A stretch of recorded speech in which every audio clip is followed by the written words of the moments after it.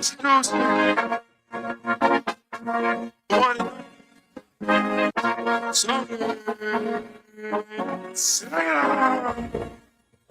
Fear is not a weakness. It's a sign you're pushing yourself to new limits. Rise above it. Face it head on and let it feel your determination to rise to new heights. Show the world that you are unbreakable, unstoppable, unyielding, and remember, together we are resilient. Calling us first. You gotta put on your dreams. You gotta learn how to live. Times of doubt, I'm telling myself that I wasn't grateful. Get a plate, the bigger the stakes, crazy. Know that I'm done with fate. I know that I'm telling my fate. I know that I'm running on faith. I know that I'm working so hard. I'm time for the games. I do what it takes. I need to make mistakes. Learn from the demons that told me that I wasn't great. Thank God for my haters. I told them I love them. I told them just follow the way. It's a day inside. See you changing your life. Just catching the signs. So that you will see it.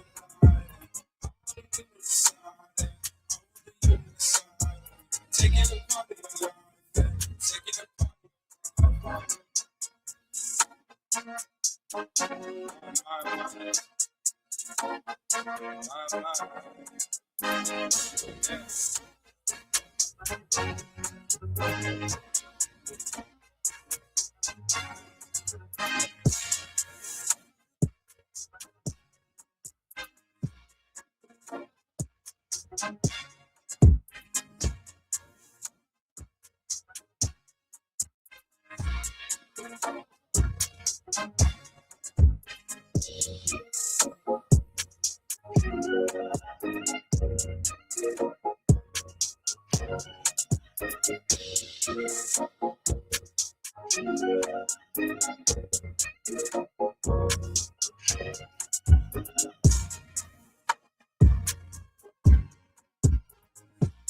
Hey, welcome. I am super excited. I feel like I'm loud.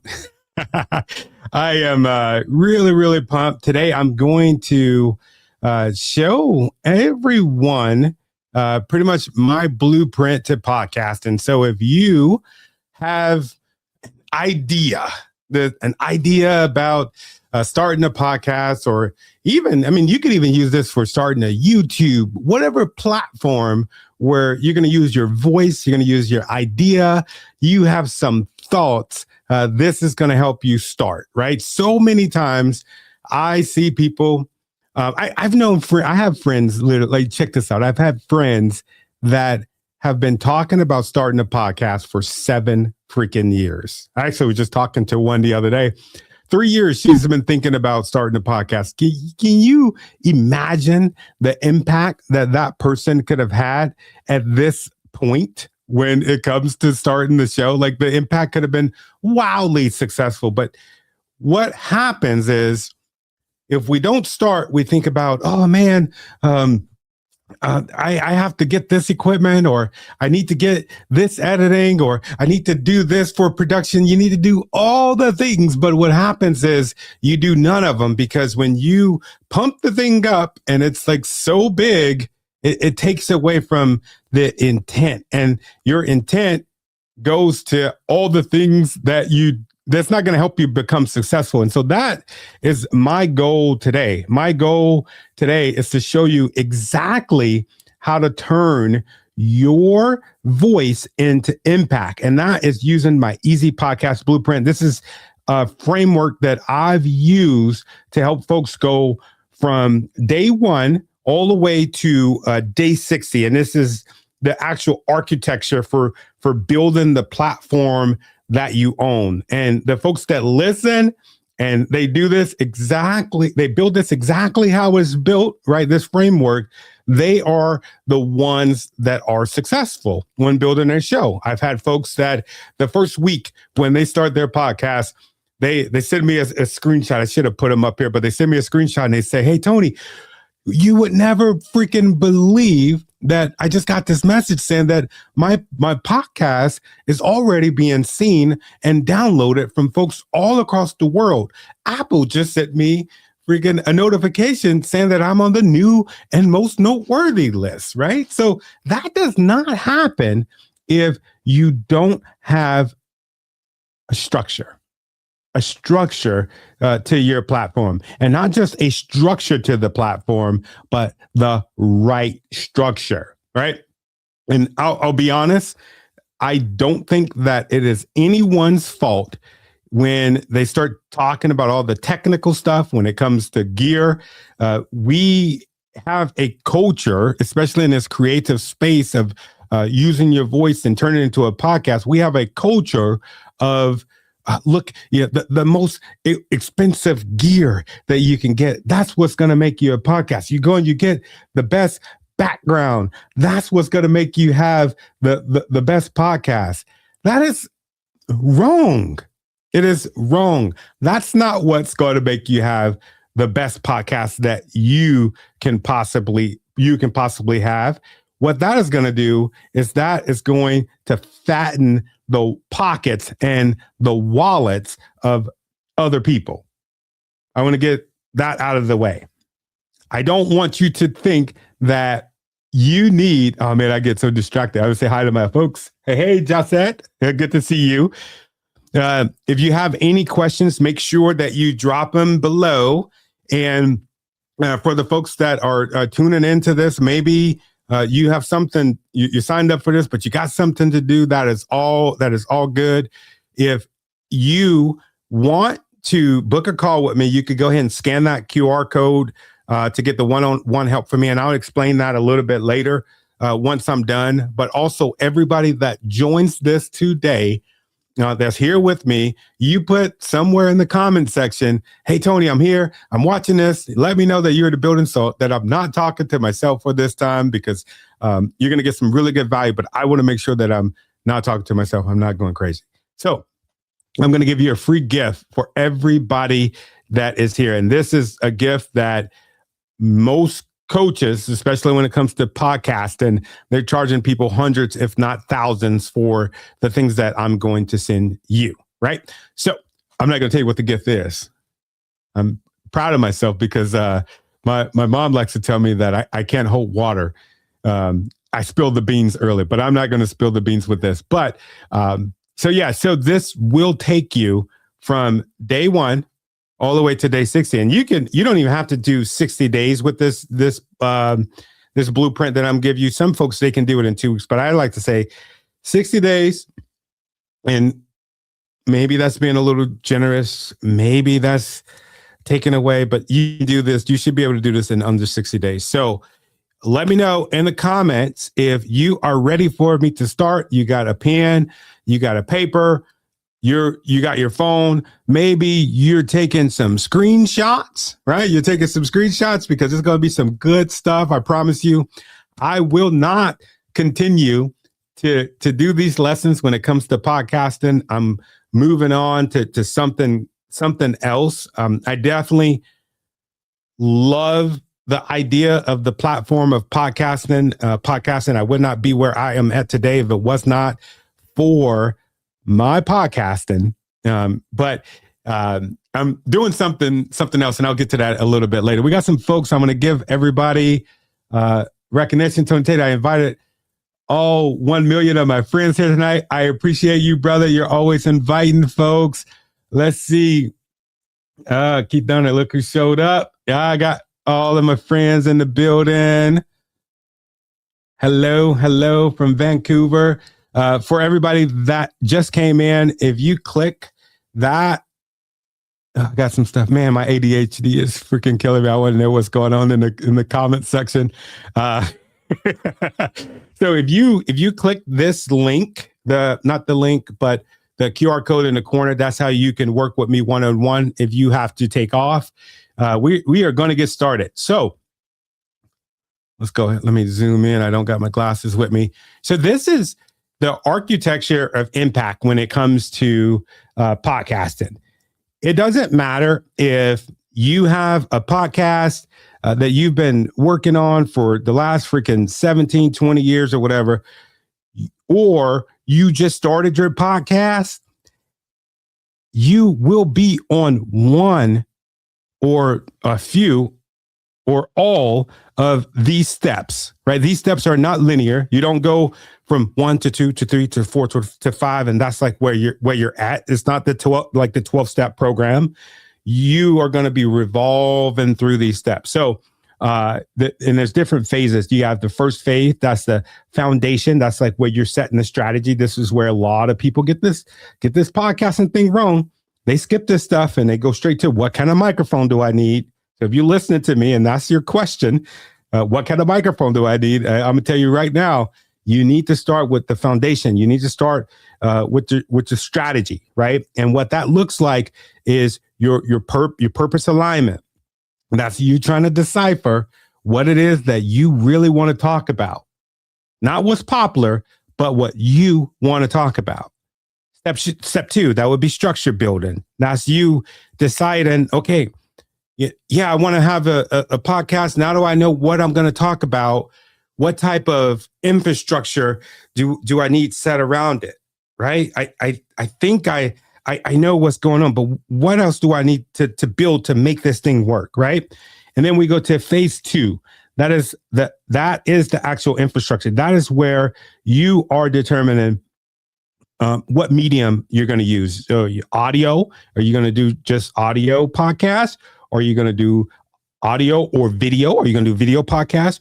Or are you going to have a hybrid of it? Right. And I'll tell you right here before we start, because I'm going to go into these separately, but I'll tell you, if you're just starting with a podcast, I always tell folks to start with audio first, because you're not having to waste so much time trying to be the master of everything when you don't have anything figured out. Right. So step 4 in phase 2, that's when we start talking about the equipment. Notice it's not the first thing that you're talking about, right? Because how can you decide what equipment you need if you don't have all of this other stuff figured out, right? I'm moving my mouse like y'all can see it. I got my finger on the I have my finger on step 4 here, but then we go to step 5, podcast hosting. That's where we're actually going to host the podcast, where the podcast sits when it comes to distribution, like podcast.co. What's the other one? Spotify. How could I forget that one? That's the one that I use, Spotify. And what that pretty much does is you take your podcast and then it'll blast it out to the major podcast streaming networks. And we'll get more in detail with this as we go along. Let me know in the comments if you're still here. I still got you. You're working on phase 2. This sounds really good to you. You want to know about phase 3 and phase 4. Let me make sure that I haven't lost anybody. And again, any questions that you have for me, just wait until we're done. And I will get to those questions in the QRA. All right. Q&A. What is QRA? I'm just so excited.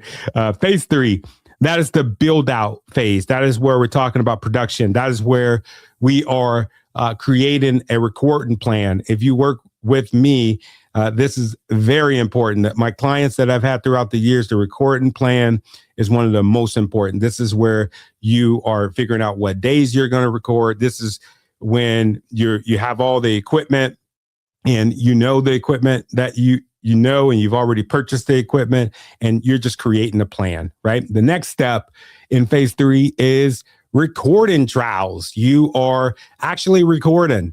You're actually recording. You're doing some rehearsals. You're having everything set up. If you have a podcast where it's video, you're doing it at the same time of day that you would do the regular recording. Because if you've recorded with video at all, you know that the sun is a big part of when it comes to recording. So you're setting up the exact environment that you would have when it comes to recording day. And then phase 4, this is what a lot of people, they're on phase 1. A lot of questions that I get as somebody that's had a podcast for years and have had millions of downloads. folks go to, hey, how do I market my podcast, or how do I make money off my podcast? And I'm always like, make money off your podcast? You don't even know what the damn podcast is about.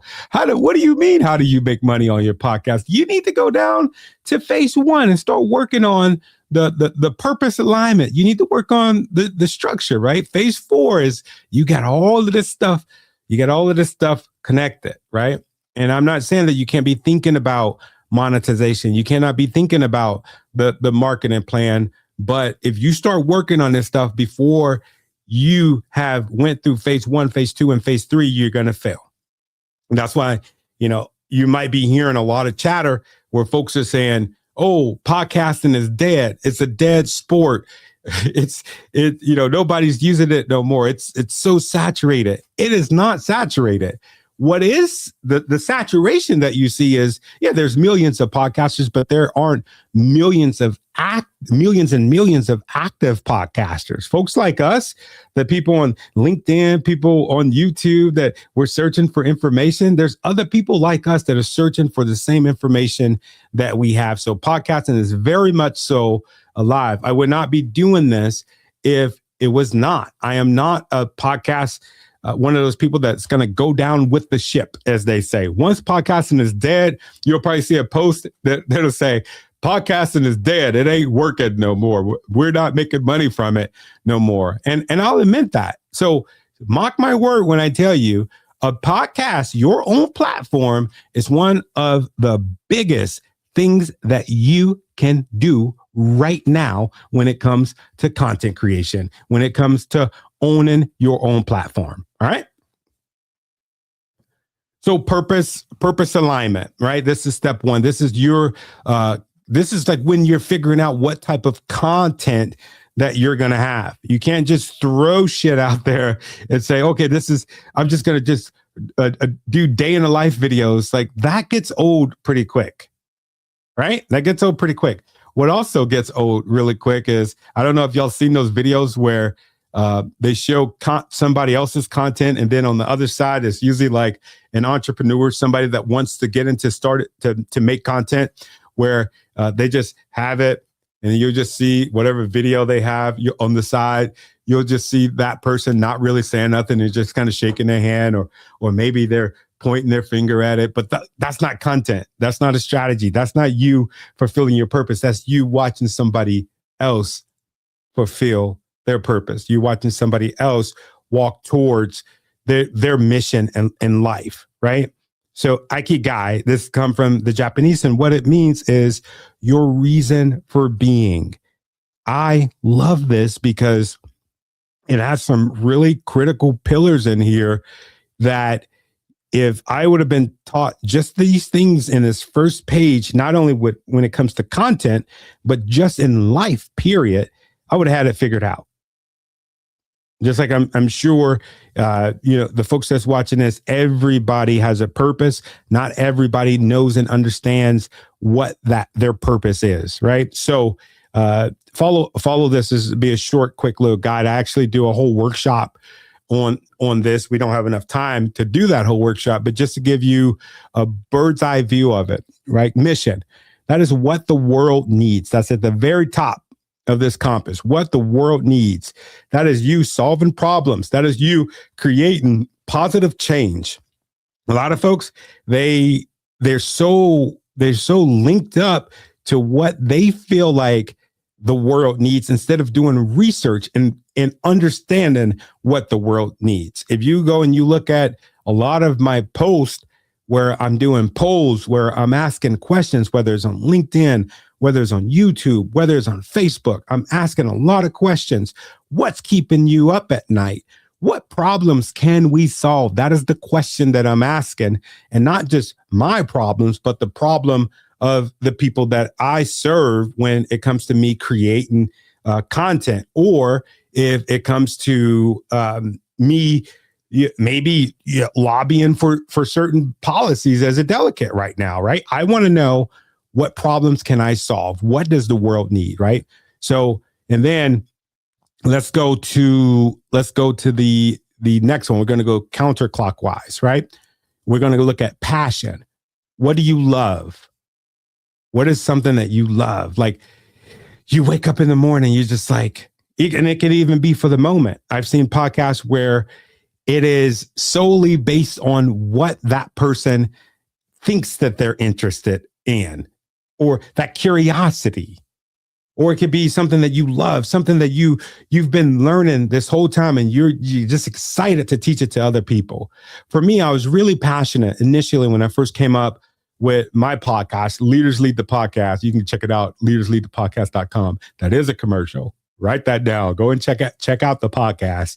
I got some really cool guests on it. But if you look at from episode 1 all the way to episode, I want to say maybe 130, that is me trying to figure out how to be an entrepreneur, how to run a successful business, right? If you look at the last several years, you'll see there's a couple of times where I even misspelled the word entrepreneur. I was not a good entrepreneur. So what I did was I created a podcast to teach and to show me how to become the entrepreneur that I needed to be in order to build my podcast, right? And that, in a sense, is the framework of everything that we're learning here today. You see what I'm saying? It's like the podcast actually taught me that instead of me teaching folks what I already know. And that became a passion, and then it developed into something else. Right now, I'm really passionate about mental health.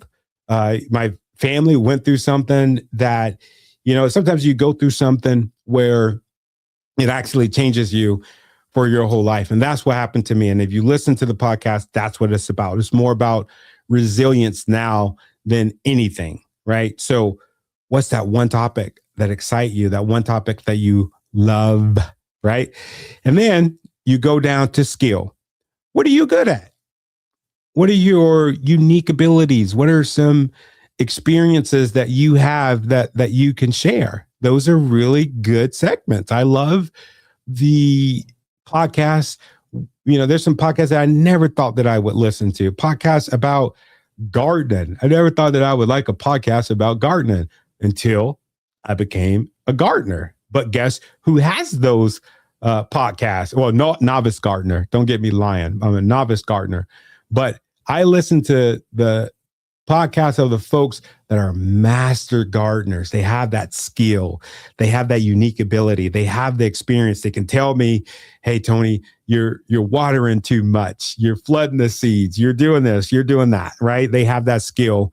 And then if you look at the last one, when it comes to the Ikigai, the reason for being, I want you to look at what you can be paid for. This is very, very, very, very important. I'm not one of those prosperity podcasters where I'm telling you, hey, you have a podcast so you can make money, you can become a success overnight, and it's just the most beautiful thing. Like your ass is going to work to make that money in podcasting, but it might as well be something that you have a mission about. It might as well be something that you're passionate about. It might as well be something that you have a skill in. So do you think right now, what can you be paid for in this very, very moment, right? When I first started my podcast, I was like, I used this same formula that I'm giving y'all. What can I be paid for? Man, I've been in the Marine Corps. I work for the Department of Defense Fire Department. I've been motivational speaking. My topic has been leadership because all of those things kind of connect. I've either been influenced by a leader or I've had people influence me because of my leadership. Boom. Leaders Lead the Podcast, right? That's where that came from. And it was based off of what I figured my industry value was at that time. So be thinking about your mission. Be thinking about what you're passionate about. Be thinking about the skills that you have or the skills that you want to acquire. Be thinking about something that you could be paid for, and take a screenshot of this so that you could come back and actually workshop this. And I'll tell y'all right now, the gift that I'm going to give everybody, because I know I'm covering a lot of information here. And the gift that I'm going to give everybody is I'm going to give you a copy of this, and I'm also going to give you my notes. My notes are going to have references to places that will give you a lot of these a lot of these same blueprints that I give the clients that I work with one-on-one, right? So that'll be a gift. If you've been here and you've rocked with me this whole time and you're still here and you're going to be here with me in the end, that's what I'll give you. That's what I'll give you, right? So let's go to the next one. Who's still here with me? I'm gonna look at the comments really quick. Thank you, sir. You're hilarious. Tony Taylor, savor the flavor of the awesomeness and sharing your beautifully well articulated, eloquently stated, heartfelt thoughts with us tonight. I appreciate that. No, y'all are making me smile. Don't make me cry today. Sharing your experience to help others is great. Thank you. I appreciate that. Oh, you're ENT, it says. Man, I want to talk to you. I got some questions. All right, let me get back. All right. I just want to make sure I acknowledge everybody that's here with us. And also, again, if you have to go, screenshot or click. There should be a link in the comment section to where this flow code is at. If you want to work with me one-on-one and come up with your plan, that's me just taking you through all of this stuff and us figuring out. I have a really cool one-on-one workshop that I've used for many years, not just for myself, but many of the top podcasts that some of y'all are probably seeing here on LinkedIn or on YouTube or Apple, Spotify. It works. It works. And it's a proven system. It really works. It's one of the things that I've built where I can honestly say that I'm proud of. I'm really proud of the way that I've, because I have ADHD. Throughout the years, I've gone and done certain things that I was like really curious about, really inspired about. But this podcasting space has been really a game changer for me. And I'm proud that I took the time to like learn it the way that I learned it. And I'm even more inspired to show other people how to do the same thing. So yeah, if you want to work with me one-on-one, go ahead and hit that QR code in the corner, screenshot it, click on it. And it's also in the comment section. So we're going to go to step 2. And if you remember, step 2 is this part down here at the bottom, phase 1. We're still basement floor, still working on our foundation, right? So let's look at this. Structure building. This is the blueprint of the talent format. The first thing is the solo podcast. That's just like me, how I'm talking to you right now. It's a direct monologue, expert commentary. Yeah, I'm an expert. You like that? No. High authority. That's what you're going to get when you do it. There's been multiple studies. The person that stepped on the stage, they are considered to be the authority of the room. I know a lot of times folks that have a fear of public speaking or just a fear of being seen, they don't realize this, but the minute you put that microphone in your hand, you put that camera on your face, you are seen as a high authority. And there's nobody that is saying, oh my God, I just wish that person can fail. That's what a lot of us think, that, oh, they want me to. No, chances are they're listening to you so that they can learn something from you, right? And so with the solo part, the benefit of it is low logistical friction. I'll tell you right now, one of the things that I don't do myself is the logistics of bringing guests on my show, because it's tedious and there's a lot of friction. You got to get the dates lined up. There's a lot of things that you have to do. And there's a way that you can overcome that. And I'll hit that once we get to the next thing. But if you want something that's low friction and you just want to sit down and hit record, solo is the one that you want to do, the one that you're doing it by yourself. And yeah, there's some benefits and there's some drawbacks to it. The benefit of the interview style is you're doing it one-on-one with somebody. You're asking them questions. You're not just you're not just taking and absorbing the heat yourself.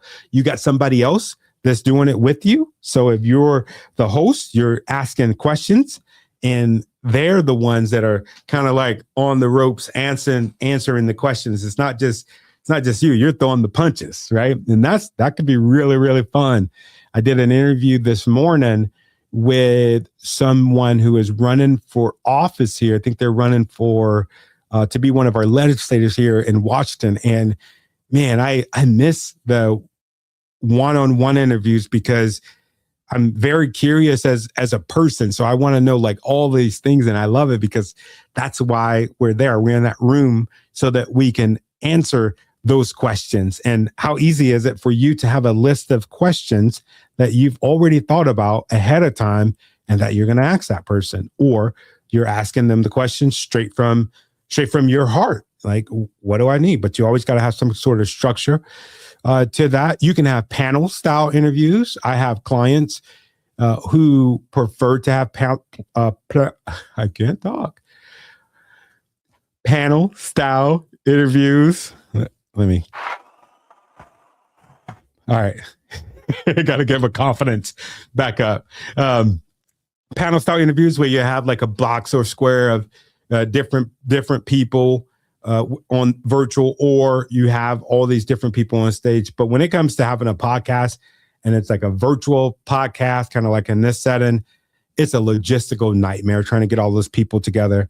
If you're not doing it live, it's a logistical nightmare in trying to edit that stuff. So, I mean, it's high networking. You have all of those people, you're bringing in all of those people that are going to communicate with you, and they're going to bring their people in, right? So that's more touch points that you have for your podcast. So that's a good benefit for the interviews, and also the panel style, right? And then you have the third pillar when it comes to the talent format, that is co-hosted, shared hosting duties. That's you kind of going, you asking questions and answering questions, bringing up thoughts, breaking down thoughts, and you're sharing that responsibility with somebody else. And typically you'll get some high dynamic style energy, especially if that person thinks one way and you think another way, and you kind of like debating. It reminds me of the sports shows. Like you got Stephen A. Smith, and it's kind of like a gauntlet where they're going in there and they're arguing back and forth on certain points. I really love that format, but it's not for me because maybe I'm having an off day. I'm having an off day, and I don't want to. I don't know. I don't want to live like that. Yeah, where I'm just debating all the time. But the other way to do it is if there's shared ground there. You and that person, you have almost the same frame of reference, almost the same thoughts, and you're breaking down the points together. Those are really good. And a lot of times what you could do is a shared responsibility too, instead of just shared hosting duties. Maybe you're really good at seeking out talent. Maybe that person's really good at putting together this structure, and they can follow the blueprint to keep you in line. So it works out good. Where it doesn't work out is if you do have those opposing morals, opposing principles. When I first started the show, somebody reached out to me and they're like, man, it would be really cool if we can do this together. They had a huge following. And I'm like, man, this will be really cool. More people will know about Leaders Lead the Podcast. So this will be good. So when you do that, you not only adapt the good, but you have to adapt to the not so good. People have lives, and a lot of times their lives are messy. And I had to make a decision. I went away from the person that I had started co-hosting the show with, because it wasn't something that, they were doing something in his personal life that I did not agree with, right? I didn't agree with. So this show, and this is a part of Brandon, this show is going to be your baby. And everything that you do in your personal life is affected by this. And this is absolutely affected by everything that you do in your personal life. It goes back and forth. There's no such thing as, oh man, that's just business. There's no such thing. A lot of people, when I talk to them, and even even with, people that I love that are in my life, they'll bring up, man, I heard you say such and such thing on your podcast the other day, and it was amazing. That really changed my life. Right. So there's some intersection in there. And I will be 100% with you when it comes to this. I'm giving y'all a really good breakdown, with this. I just had a thought. The people that you interview, it's the same thing. I have had to scrape interviews because I did not do my due diligence in the very beginning. I had people come on the podcast where I didn't believe in the things that they were saying. I didn't believe in the people that they were supporting when it came to politics. And I'm just like, you know what? This is my show. I don't rock with that. And I don't want that on my show. But then things start change and you have to like get rid of certain episodes. I have a few that, I not so proud of. So I had to get rid of them. So keep that in mind. Right. And there's a way that you could platform opposing views without it becoming connected to the views that you have. Right. So let's go to the fourth one. And that is narrative. That is scripted storytelling. Usually it comes with sound design, high production value, and in-test editing. Those are those ones where it's telling you a story.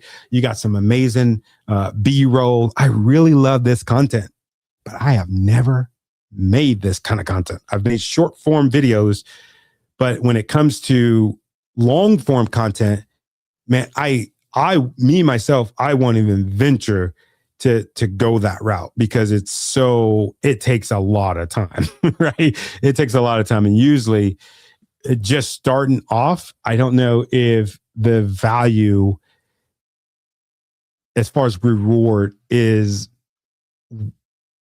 I don't think it would be beneficial for somebody that's new and making content, right? So the bottom part, consistency over length, choose a frequency. This is a good one. You have some folks, they'll have a daily podcast. That's them doing it daily.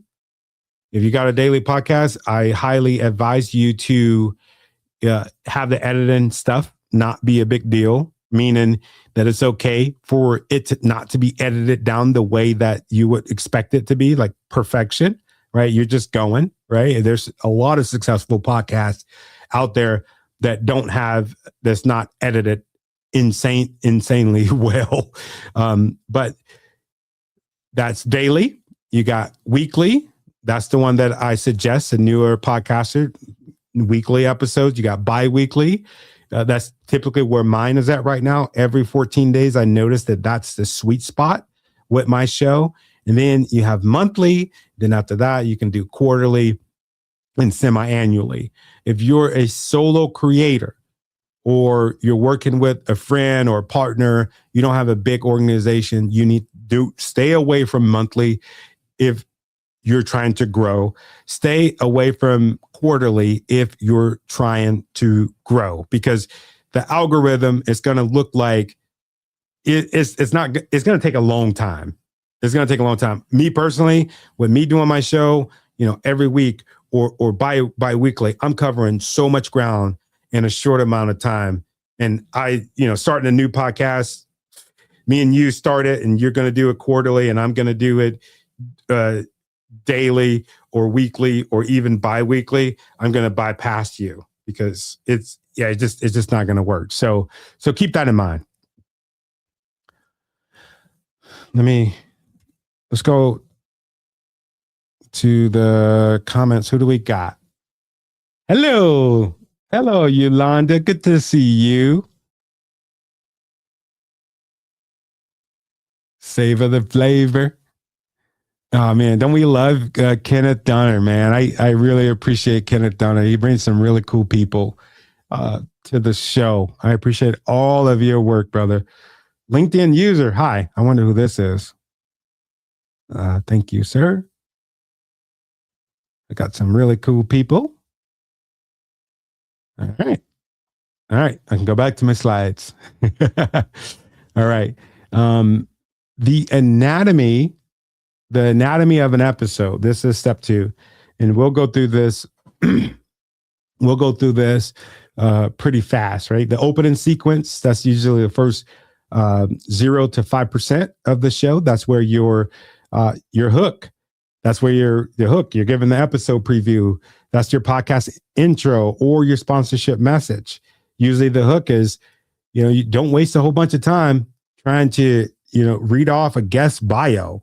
Usually if you do that and I'm listening to your show, I'm going to turn that shit off because I don't care about their resume. I don't care about that. LinkedIn don't even care about that no more. A lot of folks, they have their resume and their bio and all of that stuff. Like nobody wants to read that. I'm telling you, it's the most boringest freaking content that I've ever seen in my life. So you want to hook them in.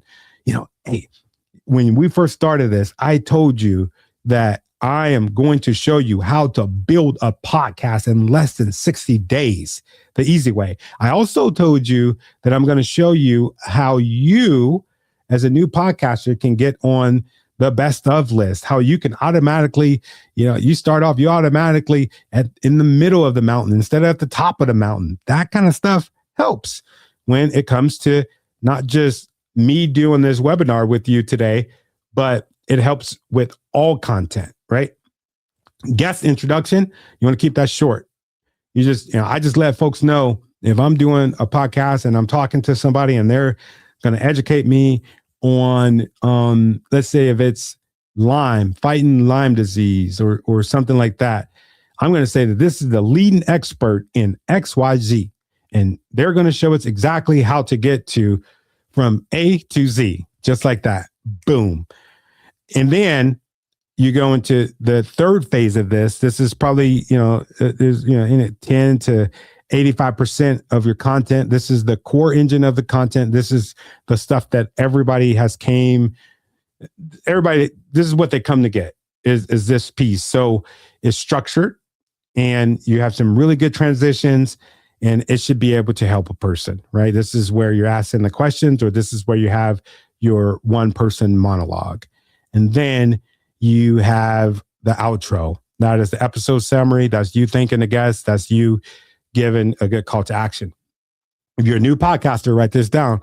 If you're a new podcaster, your call to action, even if you have a guest, it should not be, hey, download my guest book, or, go and get coaching from my guest, or go and get coaching from me. Your call to action should be subscribe to the show, listen to the show, and leave a comment. Those 3 things when you first start off, because those will be the things that will catapult your podcast into another stratosphere. I see so many podcasts, they've been going for years and years and years, and they only have 5, 11, or some zero people that have left any kind of feedback. Don't do that. Do not do that. Push for that. And this is where you do it. You do it in your outro. You do it in the content that you create, right? People, we want to be led. We're not just going to just do shit for the sake of doing shit. We want to know what kind of shit you want us to do. And the shit that you want us to do, in this case, brand new podcasters, you want people to subscribe to the show. You want people to listen to the show, and you want people to give a review. Those 3 things.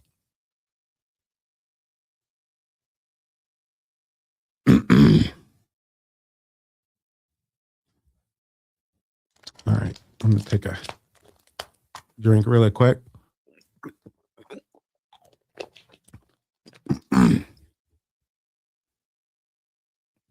All right. Put your questions in the comment section,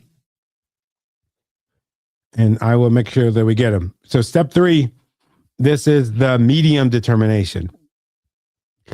And when we're talking about medium in this context, we're going to go audio. That is where it's on Apple, Spotify, Deezer, all the platforms, to where you could just hear, where you're just listening to it. And then you can go video. Typically, it's YouTube. Now Spotify has a video only, or video and audio component, but you could just upload videos to that, right? And then you have the hybrid to where that's both. That's audio and video. Most podcasts, that's where they're at, or they're trying to go to, is the video and audio. When it comes to, let's look at the bridges. Let's start from audio. We're going to start from audio, and then we're going to go to hybrid, and we're going to just take the bridges across, right? Audio, simplicity is easy. Like I said, you could pick up your phone and just use audio. There's different jacks that you can get if you want to have, a simple microphone for that, but you don't really need it. My highest, and still to this day, my highest download episode came from me just driving in my car and having a horrible day and just talking into my phone, just talking into this thing.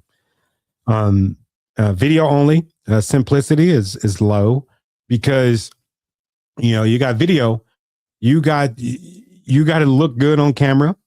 You have to make sure your background is good. You got to do all the things, and you still got to have audio, right?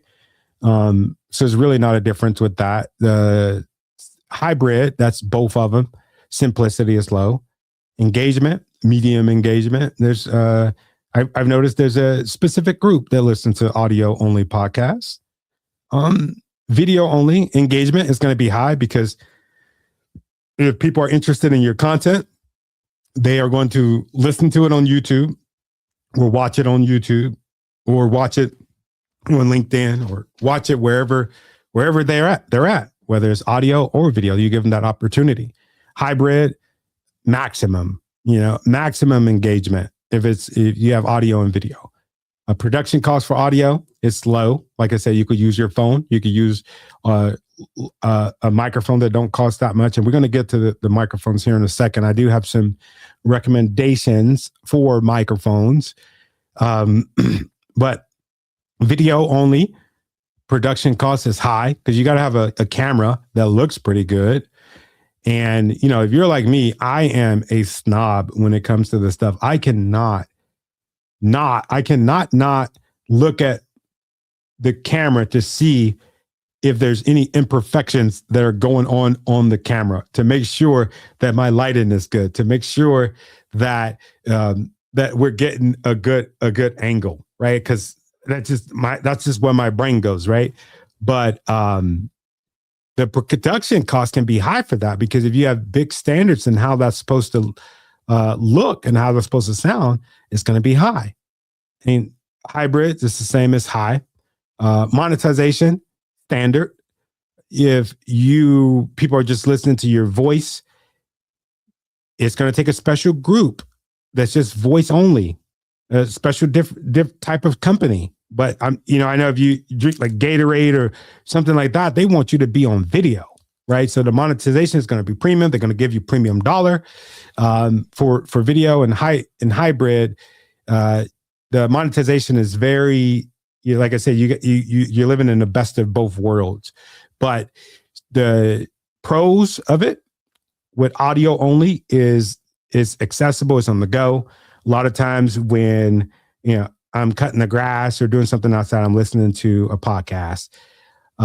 You could focus on your storytelling. You don't have to worry about the visual effects. That's you practicing.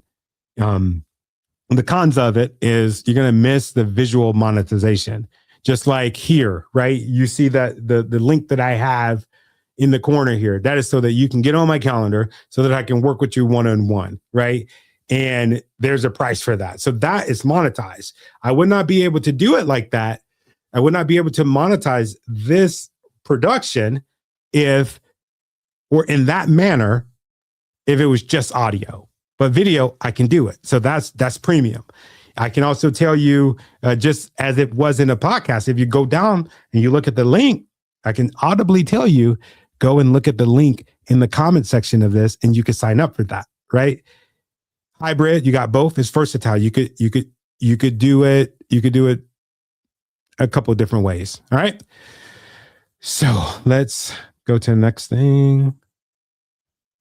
Equipment determination. We're not going to spend a lot of time on this, but this is the way that it looked. This is the ecosystem.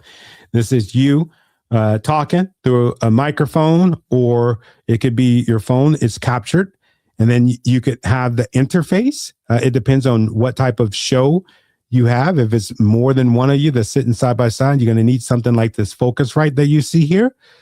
If it's just it, but if it's just you and you don't need to do a whole bunch of different tune-in or refining, you can go straight to this next phase where it says processing. That is your DAW.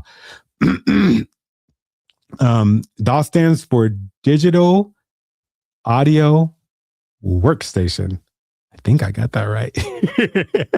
But that'll be like your Audacity, your Adobe Audition, your GarageBand, your Descript. Those are, that is your digital audio workstation or video workstation too, because you could drop video stuff in that, in most of those as well. Not GarageBand or Audacity, but if you're using something like Descript and some of the other ones, you could use it for that. It just all depends on what you have.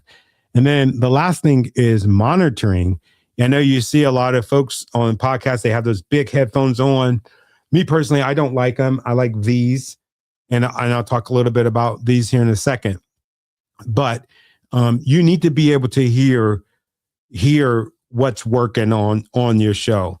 I've recorded a few podcasts when I first started where I couldn't hear a damn thing. And if I can't hear it, that means that wherever I'm recording and processing it, chances are that won't be able to pick it up either. And that is so embarrassing, reaching out to somebody and saying, hey, you know what? I did not capture the recording. Is it okay if we do it again? They're going to be like, hell no, amateur hour is over. So it's not going to work. Another thing that monitoring helps with the earphones, if you have somebody that you're interviewing, they're talking to you, maybe they don't have it, the sound will sometimes pick up what they're saying and it'll be like double talked, or to pick up what you're saying. So, or the microphone will pick up what they're saying and what you're saying. So a good way so that don't happen is to have the monitors, right? And always, whatever you get, your equipment needs to match your medium determination. Those two go hand in hand. And that's what I'm talking about when a lot of people want to buy this equipment. They typically buy the wrong equipment because they want to do something completely different. Maybe they bought some, I've had this before with clients where they know each other. They refer one another and they say, oh, Tony told me to buy this. And then they end up having to hire me to help them. And I'm like, well, why did you buy that? Oh, this person told me to buy it. Well, that's because he had this setup and we had to get around this problem that he had. That's why he bought it. You didn't have to buy it. And you're like, oh man, right? So your equipment determines your medium. Your medium is determined by your structure. See how all this lines up? All this lines up.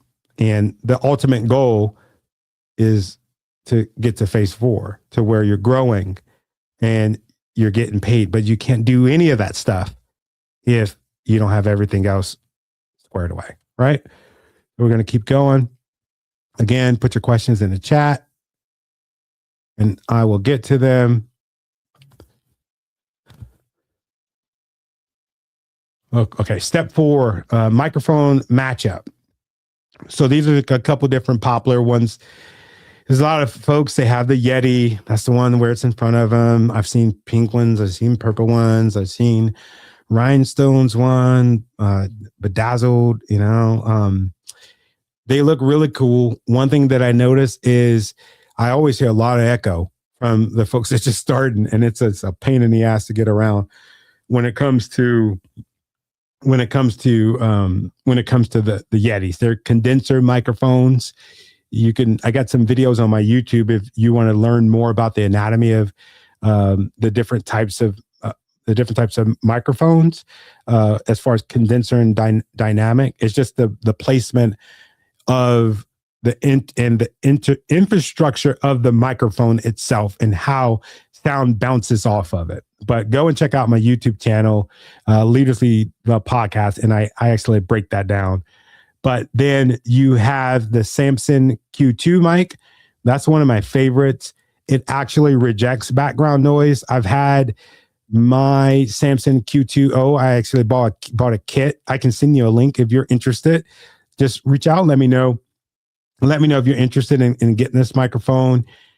I'll send you the link to it. But I've had that microphone for 7 freaking years before I switched over to this microphone that I'm using today. And this is the premium dynamic with voice isolating technology microphone. It's one of the best.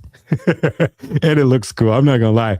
I remember there was a point in time I was like, man, I'm not a professional podcaster until I get one of those fancy mics with a boom. But it's not that big of a freaking deal. You can literally do all the things with your phone, or do all the things with any of the mics that I've mentioned before. But the two at the bottom are definitely my favorite. And that budget is anywhere from $50 for the Blue Yeti. And if you go all the way down to the Shure MV7, that's anywhere from like $249. Just keep in mind, just like how you might have heard me go, it picks up all of that stuff. And it's really good. My voice is really buttery sounding. Of course, I got some extra controls over here, but we won't get into that stuff.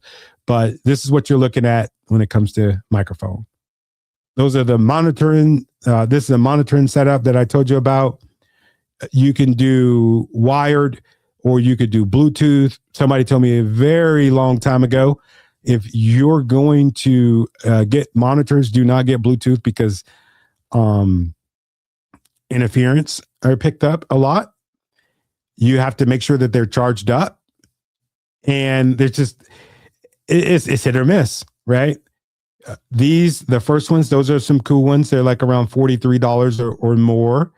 That's kind of the studio standard, closed back over ear. You're going to get zero bleed into the microphone, meaning like you could put your headphone, you could put it like to the microphone and you won't necessarily hear the screeching, which is good. That's happened to me before where I had some other headphones and I kind of jumped scared because it went like in my ear. It's fucking horrible.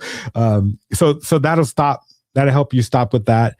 The next one, the video stealth option. I love these. These are the ones that I actually have, the Shure Aonic 215 headbuds. They're going to start at $99. I like them. It takes a while to get used to these.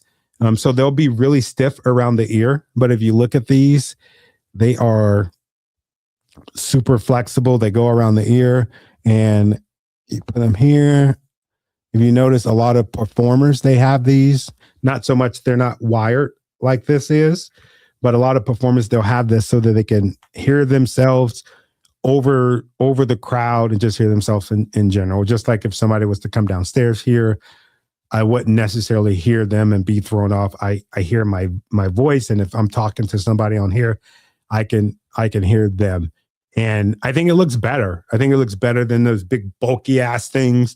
My head is already big. I don't need like the big headphones to put over my ears. I did start with that, but it just looked funny. It didn't look like me.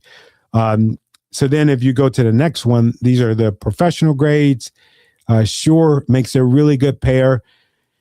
It has a collapsible design. It has the enhanced frequency response, and they're pretty good. A lot of studios they use those, and they're very durable.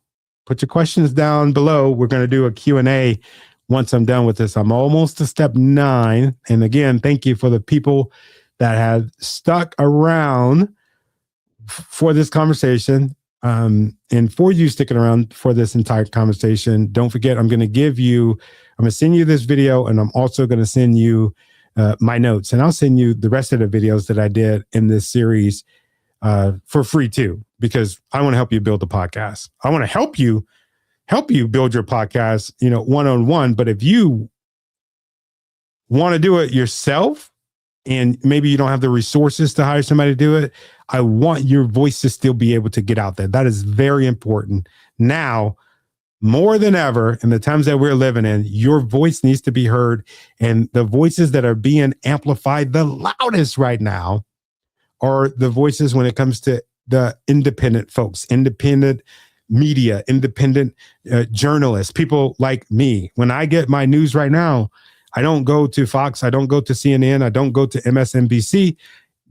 I go to podcasters, the folks that are just holding their phone and talking to you. Maybe the fancy stuff the only thing that's fancy on there is just the title, right? It's not even that fancy, just like a red block.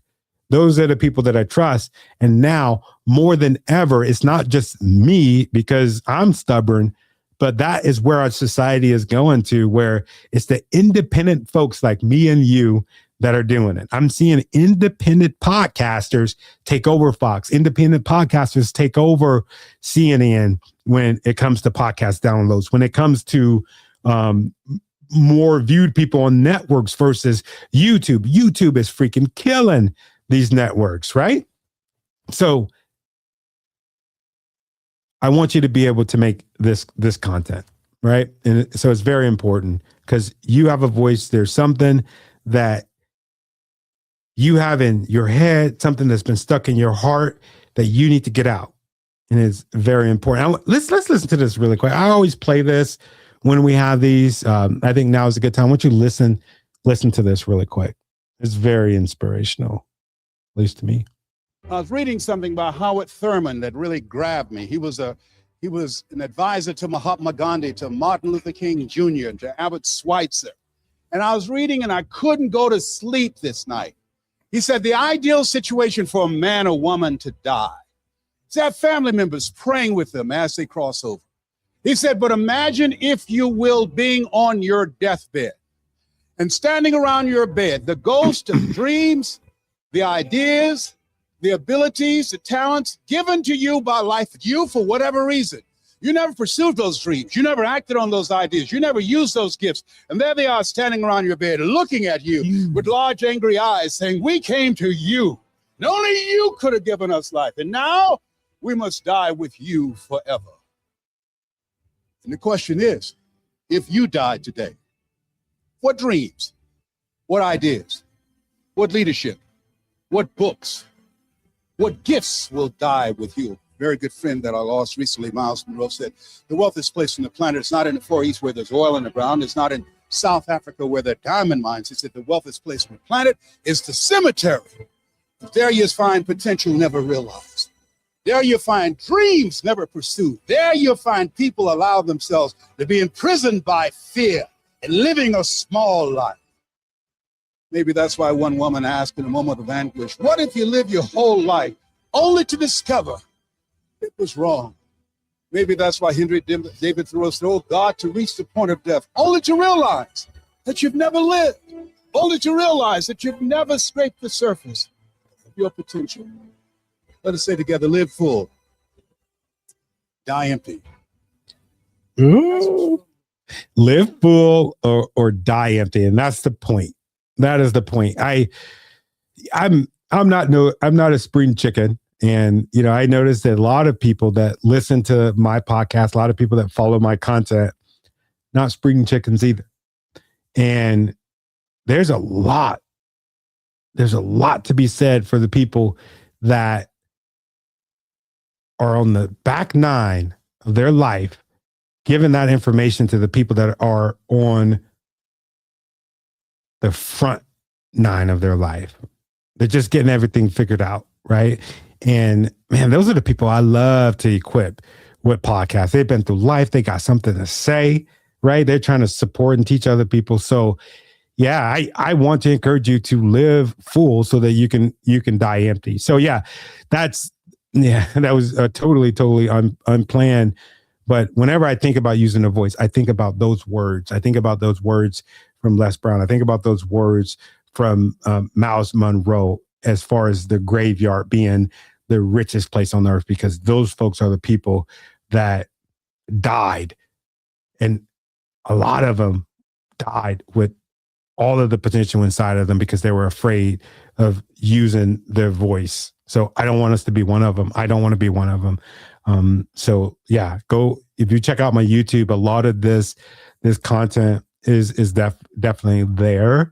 Click on a link in that I'll give you, and I'll send you all of the content that I have on this as well. I'm getting off track. Step 5, hosting. These are your distribution points. As far as these will be the places that you could use to distribute the podcast. Meaning, after I record my podcast, I take it, I package it up, I edit it, I take the podcast itself, the audio file or video file, and then I upload it to one of these platforms that you see on the screen. And then what they do is they take that podcast episode and they shoot it to Apple. They shoot it to Spotify. They shoot it to Pandora. They shoot it to Sirius. They shoot it to Amazon. They shoot it. They're like Spider-Man. They shoot it all to all these different places for you so that you don't have to shoot it. They're the ones that's taking care of it for you, right? So you want to make sure that you use one that you're comfortable with and make the decision based off of what hosting you're going to use that's going to be able to support you. And I would tell you right now, the biggest mistake that podcasters make, and I made this mistake too. When I first started, I went to a podcast hosting platform that I had to pay for. And I wasn't making any money then in podcasting. I was making $0, but I was paying 20, was paying 30, was paying $40 so that people can shoot it out to you when I didn't need to do that. Right. So you don't need to do that right now. Red Circle, they're the OGs. They're a really good company. I remember like when it was around the time when they first started, good quality, right? You can reach out to the CEO of the company right now and he'll reach back out to you. I've seen it myself. Really, really, really good company. Podcast.co. I used them after I came from Red Circle. There's a payment that you have to make. It's every month. I think you could do better. Libsyn, they're cool. They've been around for a long time. A lot of the OGs in podcasting use those. Buzzsprout, that was one where I forgot. I think Buzzsprout might have turned into Spotify, but I think No, they didn't turn it to Spotify. Buzzsprout, my problem with Buzzsprout is every time I see a person that has a podcast with Buzzsprout, I see all of these other freaking advertisements. And I feel like, you using your voice, you're creating your own platform and you're not getting paid based off of all of those freaking, deals. And I know that they do offer a monetization platform, but they're already, before you even start getting paid off of it, they're getting paid off of you. And even if you have the free version, me personally, I wouldn't rock with it. Transistor, I know a lot of people use that, but I want to highlight Spotify. Spotify, they're really good right now. At first it was just, you upload the podcast to Spotify and that's where it's at. But now they're doing the whole spider web thing where they're shooting it across and they're doing it for free. I personally think that they're trying to rival Apple Podcasts because, the way that audio podcast is conceptualized today, my very beginnings of podcasts, I go to Apple, right? I think of Apple and I feel like Spotify is trying to change the game and they're trying to be known for podcasts. And so that's why they created this free platform. I don't know if it's going to be, how long it's going to be free, but for you, I would jump on that right now. I would use Spotify. My numbers, since I got on Spotify, my numbers almost doubled. I don't know how the hell that happened, but it happened. So use Spotify to do it. And, thinking about what you're going to use, think about the analytics, think about if it's customizable, think about, you integrate into your website. Think about, the distribution. Think about ad revenue sharing. You don't want people just to be using your stuff, making money off of you. You need to be making money off of your podcast. Listener donations, do they give you that option? Which I don't think is that important. I don't get donations from the people that listen to the show. I think it's my service of love. I do profit pretty good off of the podcast, but that's from coaching and that's from different sponsorships and stuff like that, right? So think about all of this stuff when you're picking your podcast host and platform, right? So the other phase of this that we talked about and that structure that we're building is the podcast recording plan. This is you engineering a flawless session so that when you sit down to record your podcast, you sit down and you have a guest on the show, you don't look like a damn fool that don't know what you're doing. Or you sit down by yourself and you're scrambled all over the place. You don't feel like a damn fool when you're recording your podcast. If you have a plan, an actual recording plan, things will go really smooth for you. A lot of my clients, they use the same recording plan that I use, that I send to them. And it's, A to Z, right? If you're going to have a guest, if it's going to be just you, what's going to help you figure out what your point is, what are you trying to go to with this podcast? What do you need to set up this podcast? And it should only take you about 5 minutes to fill out that plan. And for the folks that schedule the session to get one-on-one help with me to actually build your podcast business plan, if you hit that QR space up there, I will actually give you a recording plan. We will hook up for an hour and a half. Usually I'm like 2 hours. I go for however long it takes to give you that value that you've paid for, but I will walk you through those steps. And I'm getting ready to where this is actually going away. That service that I have, it is going away because I'm doing some other stuff, and I'm kind of refocusing my attention and not doing this. But so grab it while you can, and that's not fake scarcity. Once it's gone, it's gone. I'm giving you the game right now, so please take advantage of it. Step 6, the recording plan.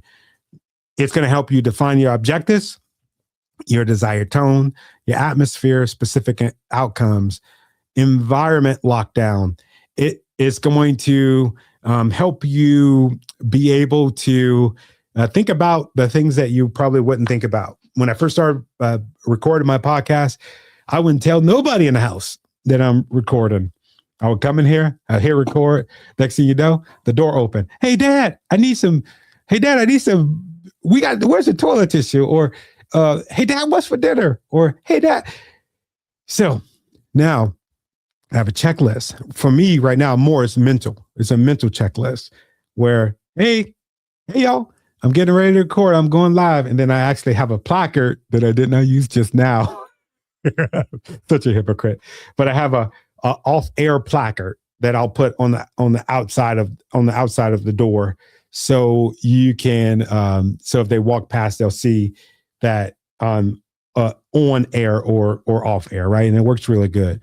But for you, as a new podcaster, I don't want you not being able to have a successful show because you didn't do the simple things like have a good recording plan, right? Role clarity. It's going to, you're a moderator, operator assigned, communication guidelines, and, kind of like the way that things are going to work. You're going to have all that stuff down. Content prep is going to keep you on point. It's going to keep you outlined. You're going to have your different resources, everything that you need at arm's length. I don't want you going off the fly. Marketing plan. Let's look at this case study really quick. This is to kind of highlight a marketing plan for a podcast that I worked on, a really good podcast. I'm really proud of the owner of this podcast. We worked together, and I'm telling you, his numbers, just like that, met and exceeded every freaking goal. He's getting speaking engagements. He's doing so many different cool things with his podcast, right?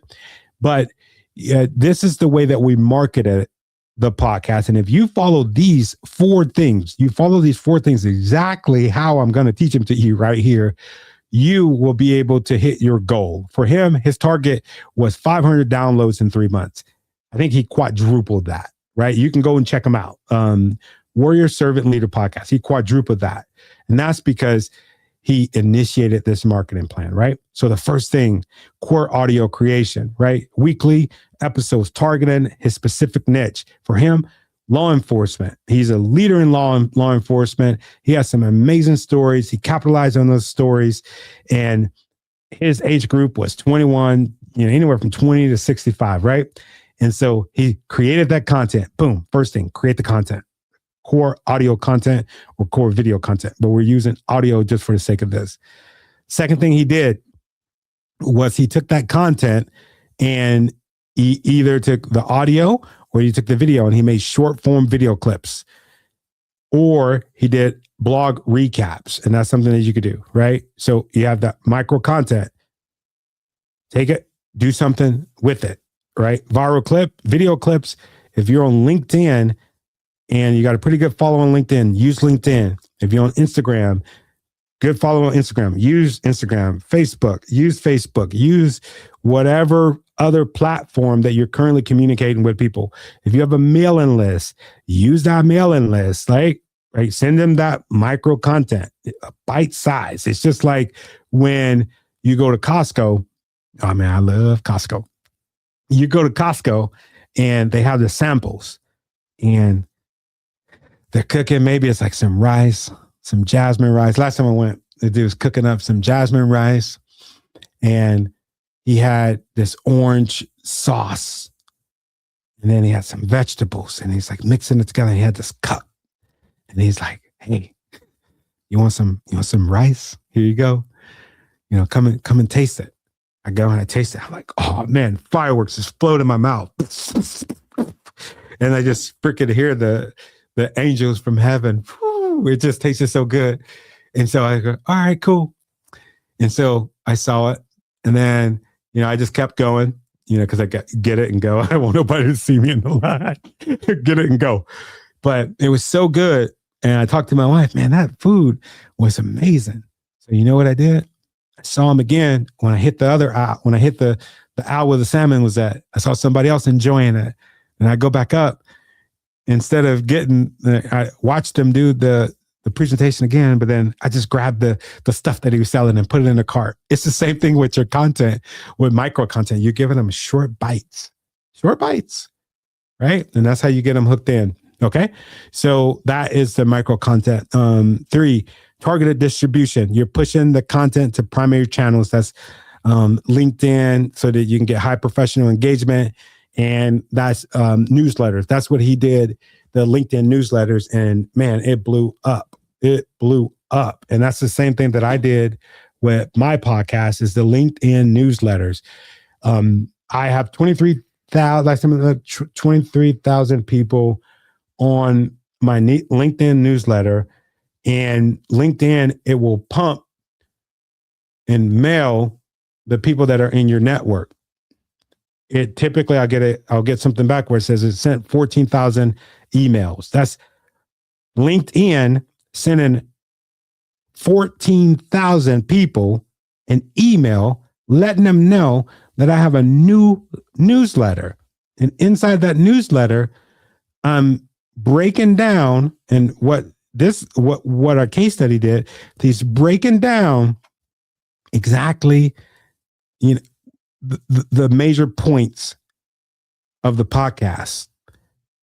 And then he's enticing them, same thing like we did with the micro content. He's enticing them to actually listen to the full episode. And they go to your website, they download the full episode. Hopefully you're getting an email from them, right? Podcasters, do not send people straight to Spotify. Do not send people straight to Deezer. Do not send people straight to Audible or wherever your podcast is at. You need to have a website, right?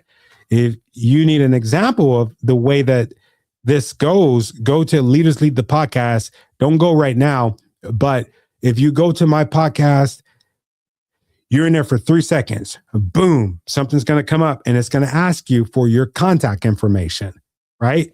And you got to have something enticing. Like me, you go to my podcast, it's me telling you that you don't have to wait to go to Spotify to get them. I'm going to send you these podcast episodes before they even come out. Not only that, I'm going to send you a breakdown episode, a breakdown of the episode so that you can immediately apply it to your life.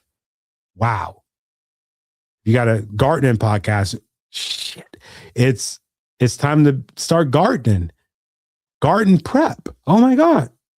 Oh, how did they know I needed this? What to do with your you know what I'm saying? Like, so you basically can be in charge of this process and not be a slave to the algorithm. So don't forget that, right? So that's the third thing when it comes to targeting it. Remember to get a website too, so that you can control that traffic. Go to leadersleadthepodcast.com, sign up for that newsletter, and it'll give you kind of the way that I do things. And that's what any of my content, if you go to my website, I'll have like a media kit. I'll have a whole bunch of stuff. And you have my permission right now, like copy that stuff, do it the way that I'm doing. It's a blueprint for a reason, right? There's no need for you to have to try to reinvent the wheel. Just reach out to me and ask me for specific case uses when it comes to whatever it is that you're trying to do, right? So far we did the audio creation so far, repurpose micro content. It could be either be audio or it could be video. Targeted distribution, we talked about that. And then the fourth thing is SEO and community engagement. That is your keyword optimization. For him, maybe some leadership, maybe tactical storytelling, right? We're adding those words inside of the description of the episodes. We're making our post be about the things that we're talking about on our podcast. Do not be one of those people that have a leadership podcast and you're talking about cats and you're talking about cats on your LinkedIn, or your podcast isn't a political podcast, but all your posts are political. Don't be that person, because like you have divided interest. I'm asking you to double down on the targeted distribution that's going to give you the most value. And when you do that, you double down on that targeted distribution that's going to give you the most value. You have to give it the most input. So no cat post, no weird post that's outside of that lane that you want people to go and, download the podcast for. Yeah, you can talk about other stuff on your podcast, but I'm specifically talking about your marketing plan, right? Okay. Some of the things that we do, organic discovery, right? That means it just kind of comes up. And that's by way of the Q&A polls that we talked about. That's some of the posts. A lot of times, I got an episode coming up on somebody that coaches folks through narcissist abuse. That's what I'm talking about. I'm talking about in that episode, in that post, hey, have your life ever been affected by this? How did this make you feel? So what I'm doing with that is I'm actually, going back to that Ikigai thing, something that people actually want in the community, and they're telling me what they want me to talk about, right? And I'm getting engagement. My SEO on my website is pointed to that stuff. Everything is pointed to that stuff. That's the marketing plan. You don't need to make it no harder than this. If you follow this blueprint, you will hit your goal. You will hit your target. We don't need to make it, okay, my target is 1 million downloads. We don't need to do that. Start off with 500 downloads in 3 months. Let that be the goal. But I guarantee you, if you do exactly what I'm telling you, these 4 steps, you're going to triple that. All right. Recording trials. This is step 8. Step 8. This is where you're, like we talked about before, you're setting up all of your equipment. You're running through the worksheets that I gave you as far as the show notes, and you're getting familiar with the equipment, right? And again, I even just saying this, I feel a little bit hypocritical. I'm looking at a camera over there that I've had for a couple of years. We paid a couple $1,000s for it. I've never taken the time to use it. I should have used that thing when it came out of the box. I want you to do the opposite. I want you, if you get a microphone, go and get it, go and play with it, set up all the things, the camera, you do dry runs, do a dress rehearsal the first time so that you are ready. You never let episode 1 be the first time you turn on your microphone, be the first time that you hit the live button. You never do that, right? You could do diagnostic dry runs. I have just gone live on LinkedIn while I'm hooking up the microphone. That's a good opportunity to do that. And I put it over the screen. I'm practicing. Bear with me. I am setting up for a podcast, and I'm setting the equipment that could only be used when I'm live. And you'll be surprised the questions that people will have for you while you're working, and it actually turns into a really cool event. So yeah, recording trials, that's very important. Step 9. This is the last step. And again, this is not linear. It's not one of those things where you're going to go from A to Z and then you're done, or go from A to Z and you just worry about Z. You're going to be tweaking the stuff as you go, as you grow as a podcaster. But some stuff to look at, right? When you're in the monitor, measuring, and adjusting phase, right? You're looking at your metrics of impact. Whatever goal you set, you're looking at that stuff through Apple. You're looking at that stuff through Spotify. You're making sure that you're actually growing, and you're making sure that you're actually not stagnant. And if you are stagnant, why are you stagnant? You're asking people questions. You shouldn't be over year 1 with only 1,000 downloads an episode. You should be way above and beyond that, right? So you're actually adjusting. You're not staying the same. You're growing, and you're looking at listener retention. Are they staying for the intro? Are they leaving the intro because it was too long? Where are they dropping off? When you start asking questions, do they start leaving? Maybe you're asking the wrong questions, right? These are the things that you're looking at. You're looking at engagement rate. Yeah. Where are you getting the most engagement? If you're doing a lot of posting on LinkedIn, but maybe Facebook, they're engaging with it more. Maybe the plan that you have is more targeted towards Facebook, and maybe you can cut off doing the marketing for LinkedIn. Maybe the emails are working better. What is your community telling you? And they'll tell you exactly what's wrong or exactly what's right with your podcast without you asking them. But you are going to ask them. That's part of this. But the way that you find out without having to ask them is by looking at this information, looking at your downloads, listening to your listener retention. Where are they dropping off at? What platforms are they engaged the most? And one thing that I don't want you to do is become a slave to the downloads. So remember, these metrics, they're only there for you to track and for you to adjust. They are not the sum to everything.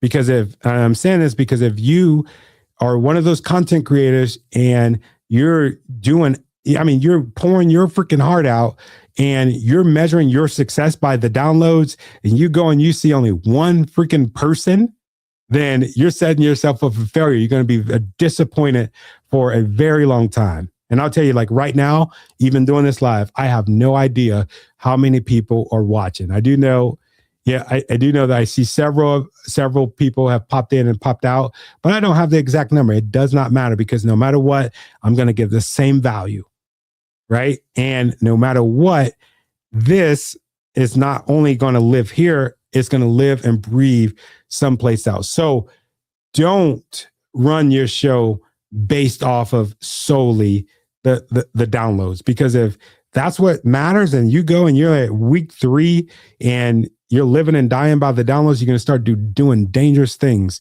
And I'll tell you, one of the most dangerous things that you could do to your podcast that'll completely derail it is if you buy listeners and you buy downloads. If you have the word podcast and anywhere in your bio on LinkedIn or YouTube, you know exactly what I'm talking about. There are literally thousands of people that are reaching out to you, I'm sure probably on a monthly basis, asking you if they can help you with organic reach for your podcast. That is not organic. They're sitting up someplace with maybe 1 or maybe 1,000 phones or 1,000 phone banks downloading that stuff, and it's surging. It's going to look good. You're going to feel good. You're going to get that dopamine, and it's just kind of like an energy drink, right? You drink that energy drink, it makes you feel good. You start getting a headache. The numbers start going away. And then what happens? You need some more of that energy drink. You need some more of that dopamine. You're going to go buy yourself. It's not sustainable. It will tank your podcast. So don't do it. I actually have a really good friend that did this, and I don't know if it correlates or not, but I would say within 30 days after buying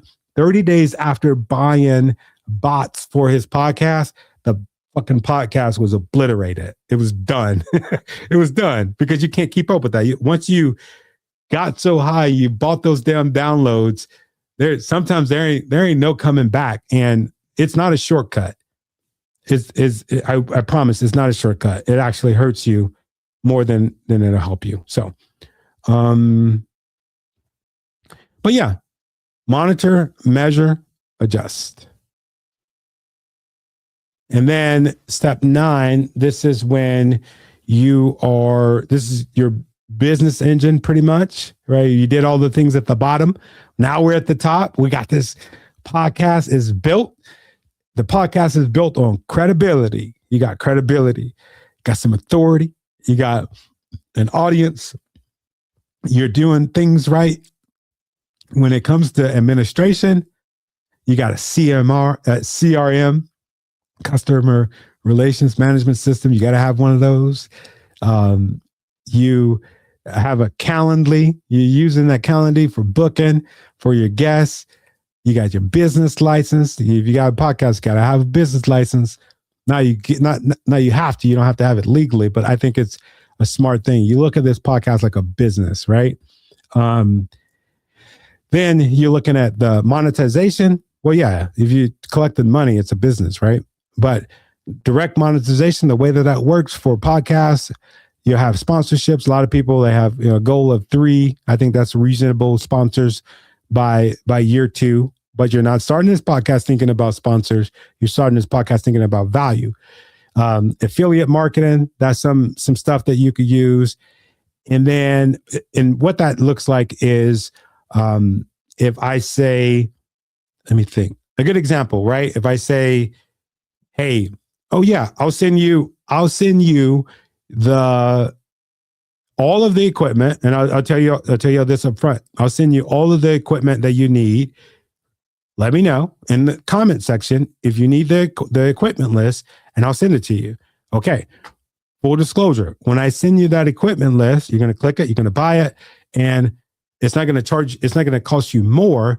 But Amazon, since I'm a partner of Amazon, I'm on their influencer program, Amazon's going to send me some money. Right. And so that's the affiliate marketing process, right? Or an example of affiliate marketing. You can also do premium subscriptions. I'm seeing this happen a lot more, especially when it comes to content on how to teach people how to do stuff. You could offer worksheets. You can offer workshops, teach people what you know how to do, or a subsection of the content that you're making. So that's there. Indirect monetization, that's securing speaking gigs. I brought up the example of one of my students from before. He's getting speaking gigs. His goal is to use the podcast. I think that this has happened by now, but to use the podcast so that they can be considered the subject matter expert in what it is that they're doing. And then going along that, being called in to be the subject matter expert in court cases, right? It goes, I mean, this podcasting is not just getting sponsors. It's so much bigger than sponsorship. And that's actually what I've spent the past year and a half teaching people is don't live or die by the downloads. Don't live or die by sponsorships, right? These indirect things that I'm teaching you about right here, right now, you don't need to have a whole bunch of downloads. You don't need to have a sponsorship to get this and to secure this, right? The indirect monetization is literally what helped me not to have to go back to work during COVID, right? Getting speaking opportunities based off of the podcast. Literally me not going to a podcast, but me doing exactly what I'm doing, talking to you right here is how I was able to sustain the same quality of life that I had before I started my own business to now up to this point and even better, right? So the list goes on and on. Authority building. This is considered monetizing it, right? Monetizing it isn't just capital, but pursuing niche awards, right? There's awards. I know there's this episode on the podcast where we talked to Enrique Gonzalez. He's here on LinkedIn. I don't know. I don't personally know nobody that's gotten more podcast awards than when it comes to him. He actually taught me how to get podcast and awards and how significant that was. For me, I'm just like, oh, shucks. I'm just here, I'm just here doing my podcast and this is my labor of love to the people. And he's like, no, man, you got a good show. You need to freaking get recognized and you need to get that. And it's because of him that I won Media Professional of the Year in 2023. Right. And that gives some weight, right? If you're hiring me as your coach and I tell you that I'm the Media Professional of the Year for an organization, it does some good, right? But it's not just the thing though, because I don't want you to go out and start paying for awards. I think that's weird. There's a lot of organizations that make you pay. I think even the Webbies make you pay for their award. Don't go paying for freaking awards. It's weird.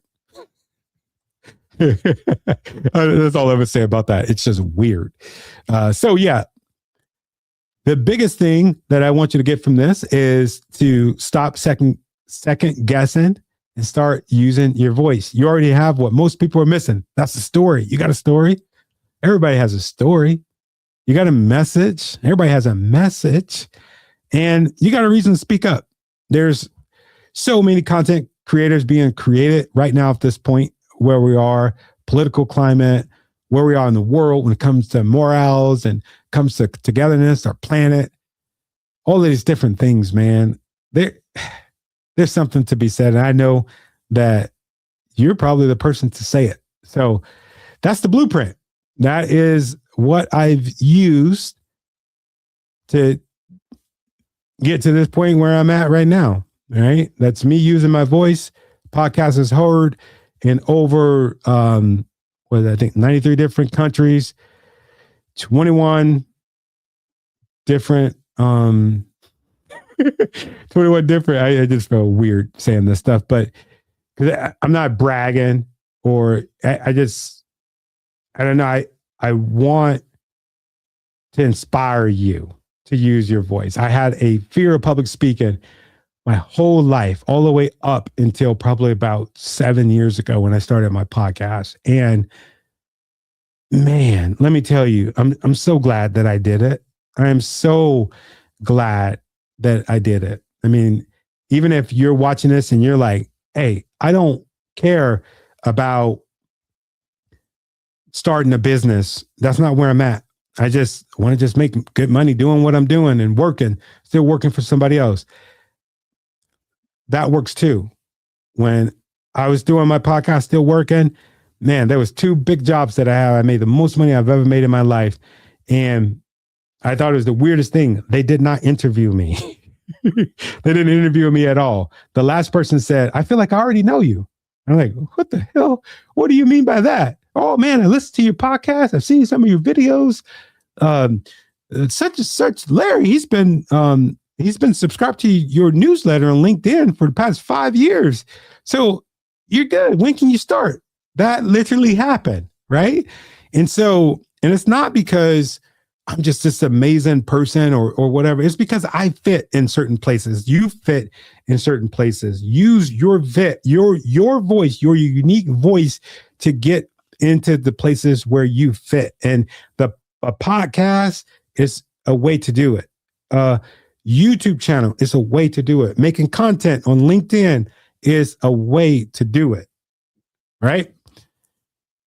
No more is content being monopolized or should be monopolized by the big freaking professional media companies. We have taken over.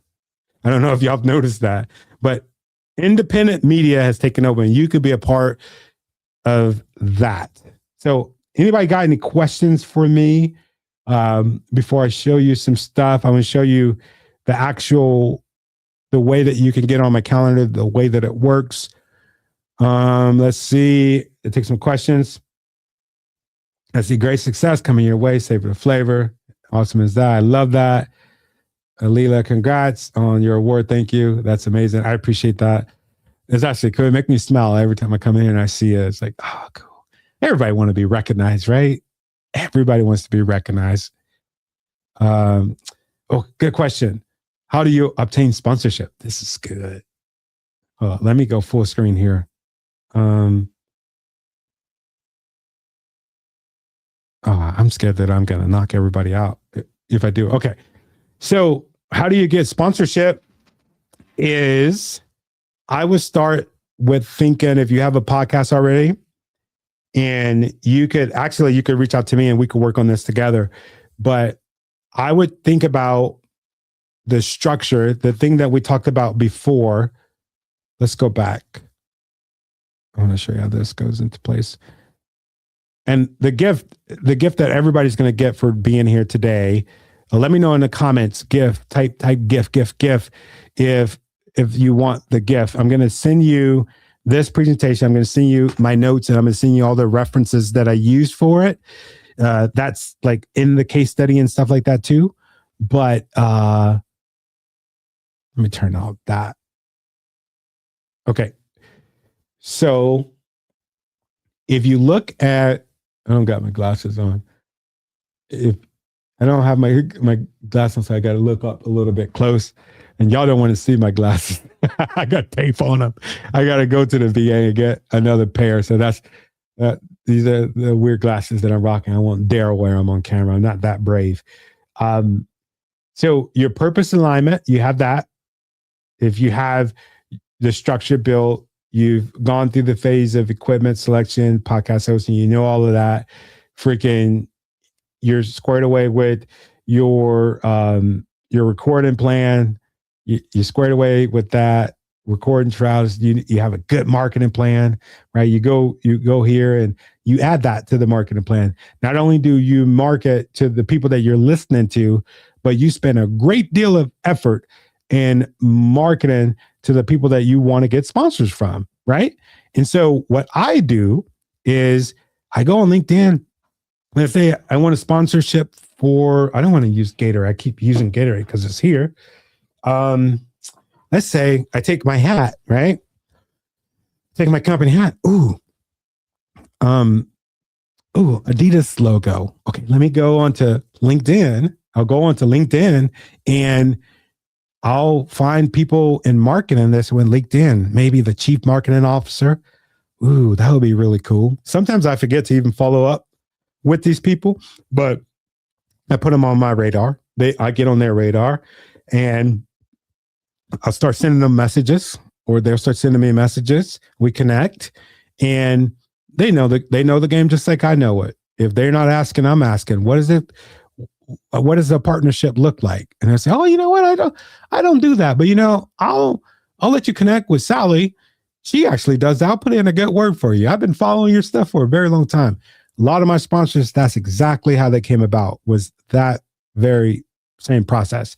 And let me tell you, LinkedIn, I've noticed, is the best place to connect with folks. Instagram, there's thousands of people connecting to the folks that you would want to connect with for sponsors or even people just to come on your podcast. They're sending DMs like crazy on there. But LinkedIn, I've noticed, oh my God, some of the people that have told me yes on DMs in LinkedIn blows my mind. Just like some of the people that told me no. I get told no quite a bit, but at least I get a shot. And I think with LinkedIn, you will get a legitimate shot. So that's how I do it on that level. But if you got all of this stuff intact as far as the architecture of your show, it should be a no-brainer, right? If it's Gatorade, I'm thinking sport performance. I'm some sort of athlete or some sort of coach someplace or something along the lines of that. If I am a content creator, it's a camera, it's a microphone. It should make sense. So start doing a tally of all the things that just makes plain old sense to you. For me, StreamYard, right? They charge to use their program. What can I do to get this for free? Right? That's what you sponsor. That's what you, as a new content creator, a new podcast, you should not be coming out of more money than is coming in. And if that's your situation, you need to do an audit and figure out how can you get that stuff paid for. So get your mic. You can get your microphone paid for. You can get your Rodecaster, your soundboards paid for. You can get people to send you lights. You can get people to send you plants. You can get Calendly to support you. You can get LinkedIn to sponsor you, right? So that's how you do it. And if you're sitting around and you already did that, right? Everything's self-supporting. You're just like, damn, who else can I get to sponsor this? Listen to podcasts. Listen to the podcast. Listen to, there's a good video on my YouTube where I actually break this down on how to steal podcast sponsors. Just look at who else is being sponsored and write them down. I actually got a list. I got probably about, hit me up. I probably got about 1,000 different sponsors in my phone right now that I could just reach out to from my notes that I've just wrote down just from hearing other podcasts be sponsored by them. So steal them, take them. Chances are if they're on their podcast, they are willing to go on your podcast. That's how that happens. I promise. Very inspirational. Thank you for sharing your story. Thank you for listening. Hopefully, I hope that if you got some questions or need any help with any of this information, I hope that you've scheduled a call with me. That would be pretty dope. Please drop your podcast link. You can go to, let me see.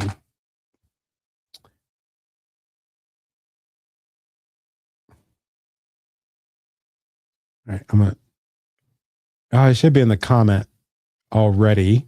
So you can go there to check out the podcast. Let's see, do we have some questions? So great. I'll have to watch the replay and take notes. Kenneth Thunder sent me. Oh, Kenneth is a man. Got that. Let's see. Coach Kerry Willis, we're so aligned. Besties, beyond borders. That's cute. Gift? All right, cool. I'll send you the gift. I'll put that in the comments as soon as I get out of here. I promise. I'll make sure I send that in the comments. Any other questions we got off of any other content we covered? Like I said, I'm not going to be doing this content anymore. I feel like I've ran kind of out of things to say. Like there's a whole library on this stuff, and I have a coaching program and also a course that can show you that can like literally walk you through all of this stuff. I've been giving it away on YouTube, so you can check out that. You just go type in Leaders Lead the podcast on YouTube. I'm silently giving away freaking everything, all the content that I got, and giving it away. Some of the coaching at some pretty reasonable prices as well. Like I said, I want to help as many people one-on-one or virtually as much as I possibly can. So if you click this link, I'm going to bring this up really quick, add this to the stage. Let's remove the slide. So if you click this link at the very top, and the link is also in the comment section, how do I go there? Okay. Yeah, I think I'm sharing. So you'll see, this will be the page that you'll go to, and pretty much any red button on this page will take you to where you can book an actual session with me so that we can work together. There's some folks that will take my 12-week 101 course. Well, we'll work together for 12 weeks and I'll build it. I'll build that podcast with you. I actually put folks like this, like you're literally in my phone. If you look at my phone, damn, can y'all still see me? Let's see. Let me know if y'all can see me in the chat. Damn, every time I do this or do anything with a phone or something like that, it doesn't work the way that I think it's going to work. But I go to my phone. Okay, anyway, that's not working. So, I can pin people in my phone, like my wife, my daughter, my mom, my sister, but then I have my clients in there, right? So it's a program to where we're in lock and step and we're working together. But then we have, and that's this first person video that's here on this page. But then we have people like my friend Jimmy. Like we spent time together, and we kind of walked him through what it would look like for him to start his podcast. What is he looking at, kind of thing. And then we got my friend here, where with his podcast, he had that stuff on his hard drives for like years and years and years. And, I'll let you hear from him. Let's see if it'll play. Did I do it again? Hold up. Express my. Oh, here we go. Yeah, I'll go ahead and play it.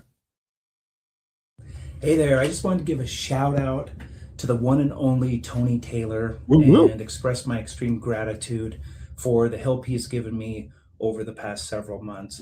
Meeting Tony's been like a gift to me, because last month I finally released my podcast and I'm excited.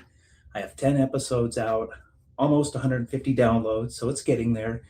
And I would not have done this if it hadn't been for Tony. The truth is, I've kind of been a recovering people pleaser and perfectionist most of my life, all my life actually.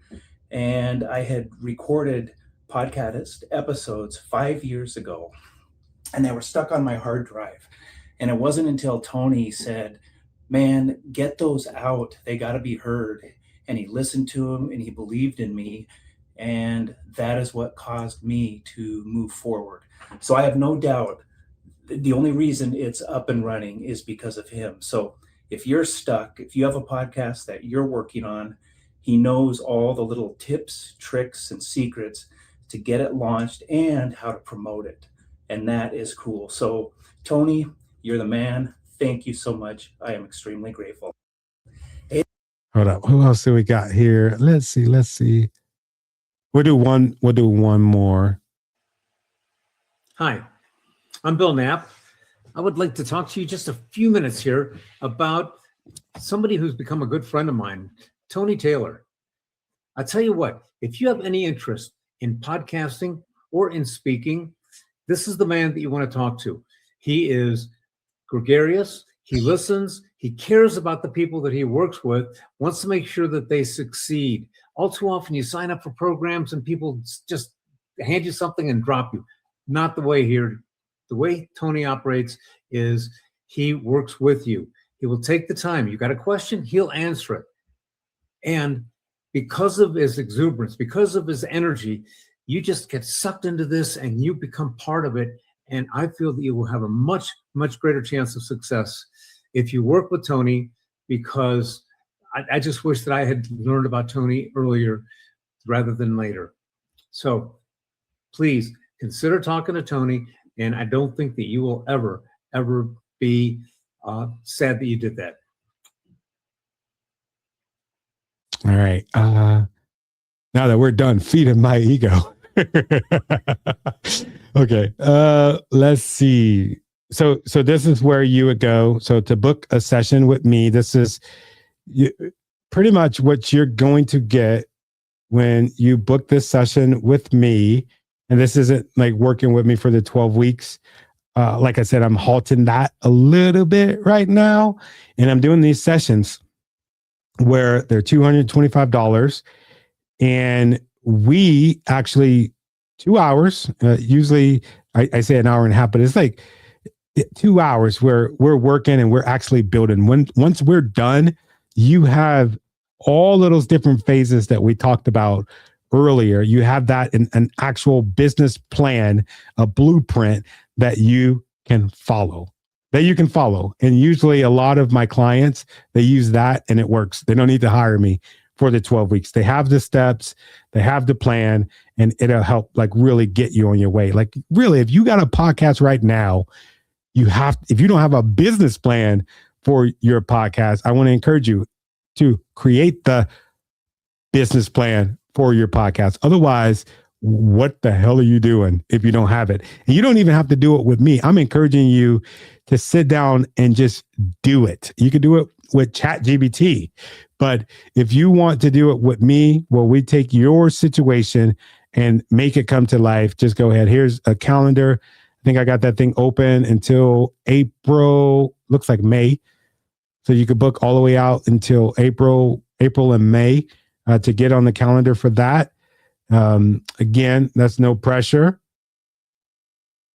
Yeah, that's some great testimonials. Yeah, I paid them to do that. No, I'm just kidding. So yeah, that's how you sign up to do a call with me.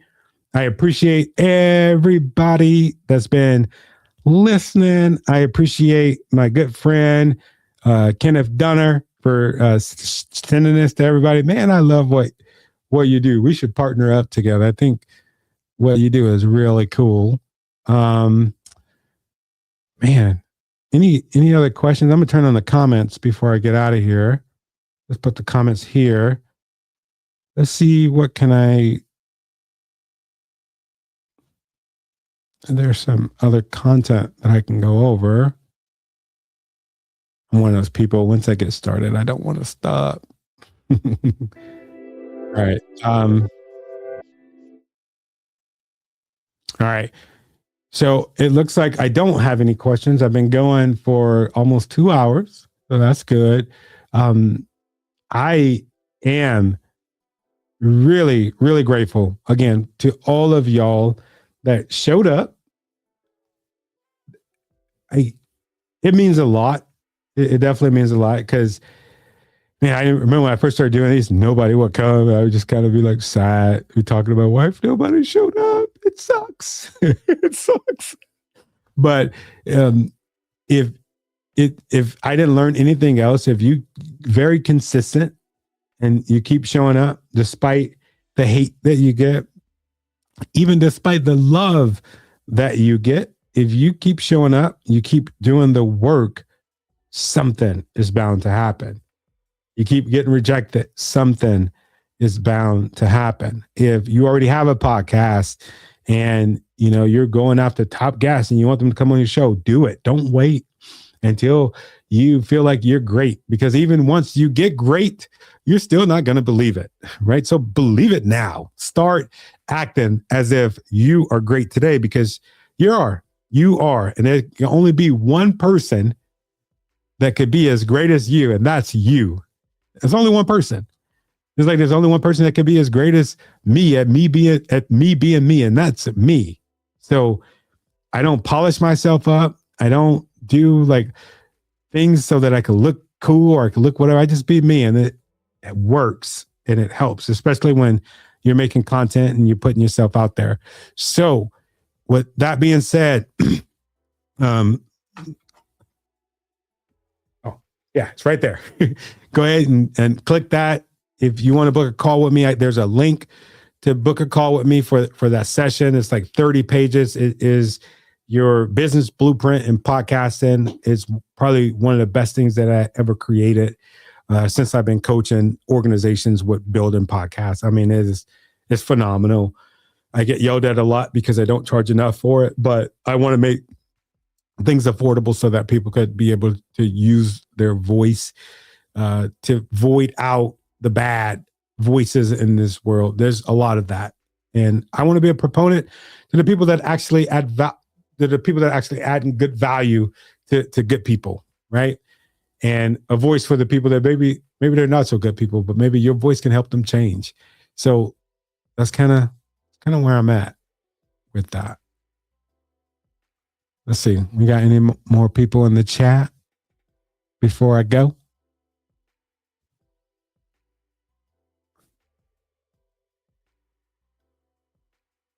All right. All right. And as soon as I get out of here or get off of here, I'll make sure that I drop that in the comment so that you can get this replay and the other rest of the series that I got to. I'll make sure that I send you all of that stuff too. So yeah, let me get off of here. All right. I'll see y'all later. And if this has bought you any value, do me a big favor and share it. That would be really cool. I would really appreciate that. I'll see y'all later.